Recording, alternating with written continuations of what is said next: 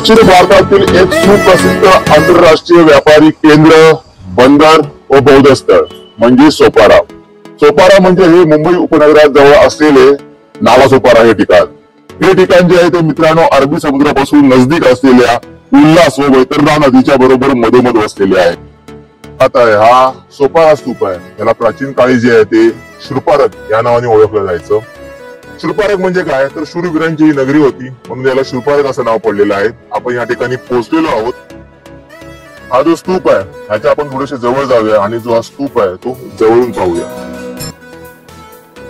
म्हणजे मित्रांनो हा जो तुम्हाला गोल आकाराचा जो या ठिकाणी स्तूप दिसतोय तो 82 मीटर परिघ एवढा यांचं अंतर आहे. आणि याची हिस्ट्री अशी आहे की बनते पूर्णा यांनी चंदनाच्या लाकडावरती जो आहे तो हा जो आहे स्तूप बांधलेला होता. आणि ह्याची प्रतिकृती म्हणून सांचीचा जो आपण आता स्तूप बघतो तो सम्राट अशोकाने त्यावेळेस बांधलेला आहे. मित्रांनो नालासोपारा हे एक प्राचीन व्यापारी केंद्र होते आणि ह्याच व्यापाराच्या दृष्टीने पूर्णा आणि त्यांचे बंधू उत्तर प्रदेश या ठिकाणी गेले होते. श्रावस्ती येथील जेतवनातील बुद्धविहारात त्यांची तथागत भगवान गौतम बुद्ध यांच्या बरोबर भेट झाली. बुद्धांचं प्रवचन ऐकलं आणि बुद्धांकडून प्रवर्जा घेतली. सतत 6 महिने त्यांनी धम्माचा अभ्यास केला आणि 6 महिन्यानंतर त्यांनी भगवान गौतम बुद्ध यांच्याकडे विनंती केली, हे तथागत याच बुद्ध धम्माचा प्रचार आणि प्रसार करण्यासाठी मला नालासोपारा या ठिकाणी जायचे आहे. कृपया मला अनुमती द्या. बुद्ध म्हणतात, पूर्णा महाराष्ट्रातील लोक हे सवयीने रागिष्ट आहेत. तर धम्माचा प्रचार आणि प्रसार करताना तुला कोणी अपशब्द उद्धट बोलले तर तू काय करशील?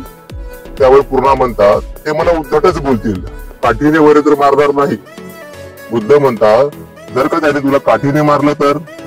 त्यावर पूर्णा म्हणतो, ते मला काठीनेच मारतील, तलवारीने किंवा धनुष्यबाणाने माझ्यावरती हल्ला तर करणार नाही.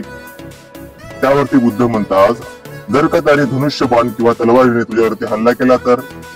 त्यावरती पूर्णा म्हणतो, ते मला धनुष्यबाण किंवा तलवारीनेच मारतील, मला जिवे तर मारणार नाही.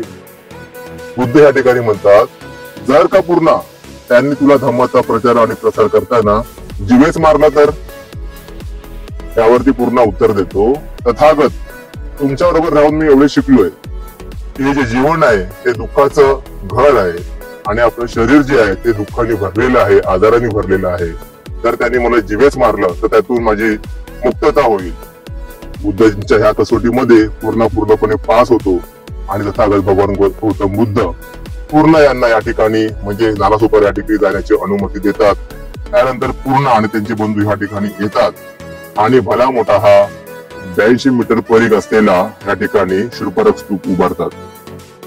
तिसऱ्या धम्म परिषदेनंतर सम्राट अशोकांनी अनंत भंते धम्मरक्षित यांना धम्माचा प्रचार आणि प्रसार करण्यासाठी नालासोपारा आणि कोकणात पाठवलं होतं. एवढंच नव्हे तर मित्रांनो प्रसिद्ध चीनी यात्री आणि भंते यू एन्स्तंग यांनी देखील या सोपारा स्तूपाला त्यावेळेस भेट दिलेली आहे. आणि आपल्या सर्वांना माहिती आहे आणि इतिहास हेच सांगतो की सम्राट अशोक यांची जी 2 मुलं श्रीलंकेला गेली होती धम्माचा प्रचार आणि प्रसार करण्यासाठी, त्यावेळेस त्यांनी या शूरपारक स्तूपाला भेट दिली होती. आणि त्यानंतर त्यांनी जो पुढचा प्रवास जो आहे ती बोधिवृक्षाची फांदी घेऊन श्रीलंकेसाठी केला होता. एवढंच नव्हे तर मित्रांनो भारतरत्न डॉक्टर बाबासाहेब आंबेडकर यांनी या स्तूपाला 5 मे 1955 रोजी भेट दिली होती. औचित्य होतं ते भगवान गौतम बुद्ध यांच्या जयंतीचं. डॉक्टर बाबासाहेब आंबेडकर या ठिकाणी आले होते आणि या ठिकाणी त्यांनी बुद्ध जयंती जी आहे ती साजरी केली होती. मित्रांनो 1882 मध्ये जेव्हा सर्वात प्रथम या स्तूपाचं उत्खनन करण्यात आलं त्यावेळेस त्यामध्ये भेटली एक भली मोठी दगडी पेटी. त्या दगडी पेटीमध्ये होता एक चांदीचा आणि एक तांब्याचा करंडक. तांब्याच्या करंडकामध्ये होत्या 8 बुद्धमूर्त्या, त्यांना वाहिलेली सोन्याची फुलं आणि मणी. शेजारी होता एक सोन्याचा पत्रा आणि त्यावरती कोरलेली सुंदर अशी बुद्ध मूर्ती. तर चांदीच्या करंडकामध्ये भेटले 13 भिक्षापत्राचे तुकडे, काही अस्थी आणि शेजारीच ठेवलेली सुगंधी पावडर. मित्रांनो सोपारा इथे अनेक पुरातत्व अवशेष सापडलेले आहेत. माझ्या जे अरंत भिक्खू होते त्यांचे ज्यावेळेस निर्माण झालं तर त्यांच्या निर्माणानंतर त्यांची आठवण म्हणून या चैत्यांच्या या ठिकाणी उभारणी केलेली आहे. काही गोल आकाराची आहेत तर काही चौकोनी आकाराची आहेत. त्याच्यावरती भिक्षू जे आहेत ते बसायचे आणि विपश्यना करायचे जे आहेत त्या आजही आहेत तशाच आहेत, त्याच परिस्थितीमध्ये आहेत. आणि तुम्ही हा ज्या विटा बघताय हे नवीन बांधकाम केलेलं आहे. दोघांमध्ये तुम्हाला फरक समजत असेल. ह्या विटा आणि ह्या विटा कित्येक पावसाळे उन्हाळे ह्या विटांनी सहन केलेले आहेत, परंतु त्यांची कंडिशन आहे ऍज इट इज आहे.